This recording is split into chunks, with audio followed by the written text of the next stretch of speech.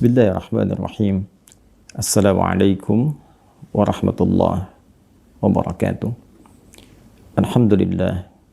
Wassalatu wassalamu ala rasulillah wa ala alihi wa sahbihi wa man walah wa ba'd. Saudara-saudariku, di antara hal terpenting yang Allah anugerahkan pada setiap hamba yang beriman adalah kemampuan untuk berdoa. Doa selain memiliki faidah untuk ketenangan jiwa, juga menjadi perangkat yang mengikat antara seorang hamba dengan Khalik, dengan Allah Subhanahu wa Ta'ala.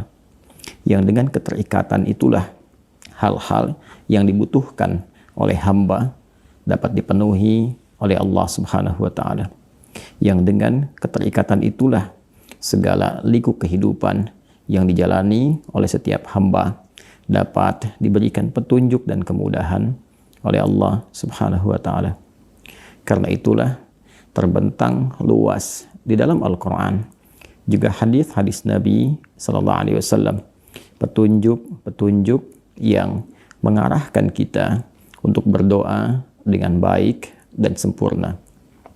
Di antara petunjuk yang penting yang boleh jadi mempercepat terkabulnya doa yang kita mohonkan kepada Allah Subhanahu wa Ta'ala sepanjang kita membutuhkan inti permohonan itu untuk kemaslahatan dunia dan akhirat kita adalah Quran surah ke-2 Al-Baqarah misalnya di ayat 186 yang memberikan kriteria-kriteria percepatan pengabulan doa yang dimohonkan oleh seorang hamba kepada Allah Subhanahu wa Ta'ala. Allah berfirman, A'udzubillahi minasyaitonir rajim. Bismillahirrahmanirrahim. Wa idza sa'alaka 'ibadi 'anni fa inni qarib. Ujibu da'watad da'i idza da'an. Falyastajibu li wal yu'minu bi la'allahum yarshudun. Wa idza sa'alaka ibadi, dan Muhammad sallallahu alaihi wasallam, bila ada di antara hamba-hambaku bertanya kepadamu, anni, tentangku. Mereka bertanya kepadamu Muhammad sallallahu alaihi wasallam tentangku, ingin mendekat kepada aku, ingin bermohon kepada Allah Subhanahu wa Ta'ala. Karena motif hamba yang mendekat kepada Allah umumnya mereka ingin berdoa, mereka ingin bermohon, mereka ingin bersimpuh kehadirat Allah Subhanahu wa Ta'ala. Fa inni qarib, maka lekas sampaikan kepada mereka, sungguh aku amatlah dekat. Sesuatu ayat, sesuatu penegasan yang memberikan kelapangan dan ketenangan kepada jiwa. Jika seorang bertanya kepada Anda, di manakah si fulan? Lalu Anda berkata, iya, dekat. Iya, sebentar lagi tiba. Ia akan datang. Maka ini lebih memberikan ketenangan dibandingkan kita berkata misalnya, belum didapati informasinya. Aku belum tahu di mana dia berada sekarang. Aku belum tahu seperti apa dia akan datang. Maka sebelum hamba menduga dan mencari-cari, Allah menjawab, fa inni qarib, maka tanamkan pada jiwamu, kuatkan pada ragamu, aku amatlah dekat. Ujibu da'watad da'i idza da'an. Kedekatan itulah yang menjadikan Allah Subhanahu wa Ta'ala kemudian merespon, ujibu da'watad da'i, maka aku akan senantiasa menjawab satu doa yang disampaikan oleh setiap pendoa, permohonan yang disampaikan oleh setiap hamba. Idza da'ani, jika ia berdoa kepada aku, kata Allah Subhanahu wa Ta'ala. Jadi sifat doa di ayat ini digambarkan oleh Allah sepanjang setiap hamba itu bermohon kepada Allah, Allah pasti mendengarnya, Allah pasti mengetahuinya. Tidak ada doa yang tidak didengar, tidak ada doa yang disia-siakan, tidak ada doa yang tidak mendapatkan respon dari Allah Subhanahu wa Ta'ala. Jika seorang hamba ingin mendapatkan percepatan dari jawaban doanya, maka Allah memberikan sebuah penegasan, falyastajibu li wal yu'minu bi la'allahum yarshurun. Falyastajibu li, Maka bersamaan dengan permohonan yang kau sampaikan kepada aku, kata Allah, bergegas pula engkau respon dan jawab setiap seruan, setiap perintah yang aku berikan kepadamu. Doa adalah permohonan yang kita mintakan kepada Allah Subhanahu wa Ta'ala untuk meminta kemudahan dalam hak kehidupan kita, untuk meminta jawaban dalam setiap persoalan yang kita hadapi. Kewajiban Allah adalah memberikan jawaban dan kemudahan yang kita inginkan itu.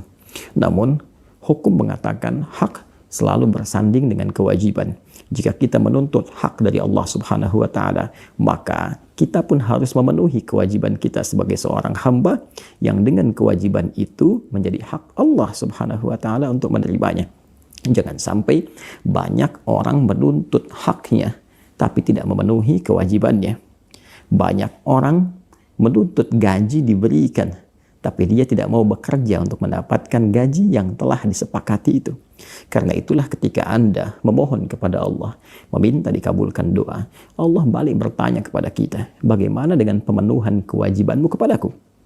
Karena itu, pemenuhan hak dan kewajiban menjadi skema utama dan syarat yang paling dasar untuk mempercepat terkabulnya doa seorang hamba yang dipanjatkan kepada Allah Subhanahu wa Ta'ala. Boleh jadi selama ini kita banyak menuntut kepada Allah, ya Allah, anugerahkan aku tambahan pengetahuan. Ya Allah, anugerahkan aku tambahan kekayaan. Ya Allah, anugerahkan aku peningkatan derajat dan kedudukan. Namun, ketika panggilan sholat itu tiba, adzan itu dikumandangkan, ketika zakat itu telah tiba dikeluarkan, sebagian hamba yang berdoa itu abai menunaikannya atau ditunaikan dengan seadanya, ditunaikan dengan asal-asalan. Anda menginginkan pengabulan doa dengan sempurna, tapi ketika Anda menunaikan kewajiban yang menjadi hak Allah Subhanahu wa Ta'ala, Anda tunaikan dengan sekadarnya saja. Apakah itu berimbang dari segi hak dan kewajiban? Maka satu cara yang disampaikan oleh Al-Quran dan memudahkan doa akan cepat dikabulkan adalah penuhi kewajiban kita kepada Allah Subhanahu wa Ta'ala dengan cepat. Falyastajibu li, falyastajibu, maka bergegaslah. Fa-nya menunjukkan kesan antara pengabulan dan permohonan akan berlangsung dengan cepat. Sepanjang perintah-perintah Allah pun kita cepat respon dengan cara yang terbaik. Waliyu'minu bi, dan tunaikan semua itu dengan dasar keyakinan yang kuat kepada Allah Subhanahu wa Ta'ala. Salat dengan dasar iman, bukan hanya sekedar untuk menggerakkan sebuah kewajiban, menunaikan sebuah perintah. Zakat tunaikan dengan dasar iman, bukan hanya formalitas karena agama memerintahkannya. Tunaikan dengan iman. Maka semua hal yang dikerjakan dengan iman, yakin kepada Allah, bekerja yakin karena Allah akan memberikan keberkahan dalam pekerjaan, berumah tangga karena iman, menjadi ayah karena iman, ibu karena iman, anak karena iman, pejabat karena iman. Iman itulah yang menjadikan kuasa Allah mempercepat pengabulan doa kita atau bahkan menjawab sebelum kita memintanya. La'allahum yarshudun, dan semua ini disampaikan oleh Allah supaya mereka, orang-orang yang berdoa meminta itu mengerti bagaimana Allah Subhanahu wa Ta'ala memberikan petunjuk kepada mereka lewat permohonan-permohonan dan perintah-perintah yang ditunaikan itu.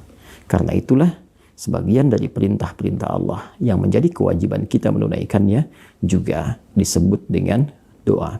Bukankah sholat secara bahasa berarti juga doa? Bukankah sholat bagian dari kewajiban kita untuk menyembah Allah yang sekaligus menjadi hak Allah Subhanahu wa Ta'ala? Bukankah dalam sholat berisi banyak doa? Ini menunjukkan hak dan kewajiban selalu bersanding dengan bersama, dan dengan itulah semua hak dan kewajiban akan terpenuhi sesuai dengan porsinya. Assalamualaikum warahmatullahi wabarakatuh.